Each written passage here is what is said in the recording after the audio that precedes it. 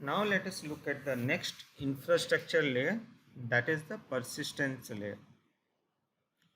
So persistence takes care of the data persistence in the database. So let us look at the default configurations. So here we, for the persistence, by default we have configured the entity framework. So the first project that comes under persistence is the base EF.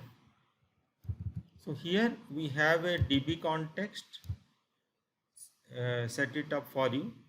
So this inherits from Flex EF DB context, and that in turn is implements the entity framework DB context. And the second thing is the tenant provider. We'll learn more details about the tenant providers when we come across the videos regarding the tenant.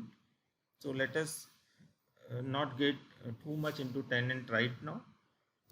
So the another thing that we need is the connection settings, all the connection providers. So we have set up a default connection provider for you. First is app setting read-db connection provider. One is the app setting write-db connection provider. So by default we are making the connections, one connection for write-db separate and one for read-db separate from the beginning itself. So all the operations that happens in the handler mostly will be the write-db, and all the operations that is happening in the queries will be the read-db. But if you want a single DB for both, you can keep the connection string same for the both the settings. So this reads the settings as we have given here, FlexBase app read DB connection for the read connection provider and app DB connection for the write connection provider. But you can change your own by overriding the methods here.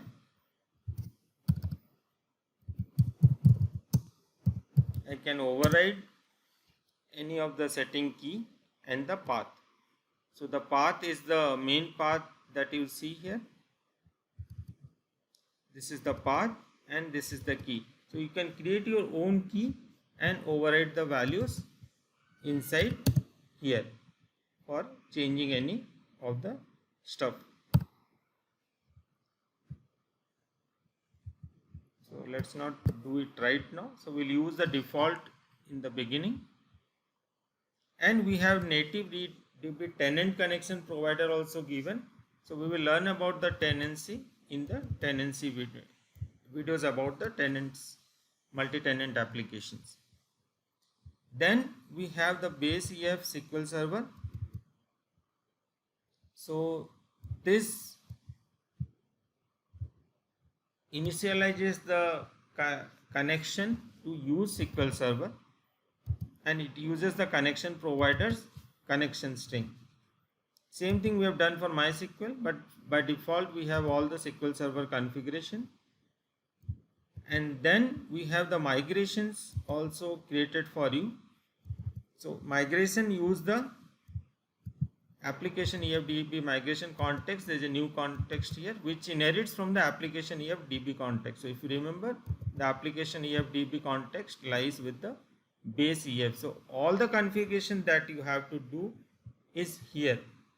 So you need any model overriding or any indexing or the model customization, you can do it here. But you don't need to add any of your entities, because Flex will add all your entities to the model builder automatically, whichever is inherited from the Flex domain model bridge. So that is all done for you. So unless you need some special customization, you don't need it to configure here. So we'll get into that details when we learn more about the insert, update, all the CRUD operations.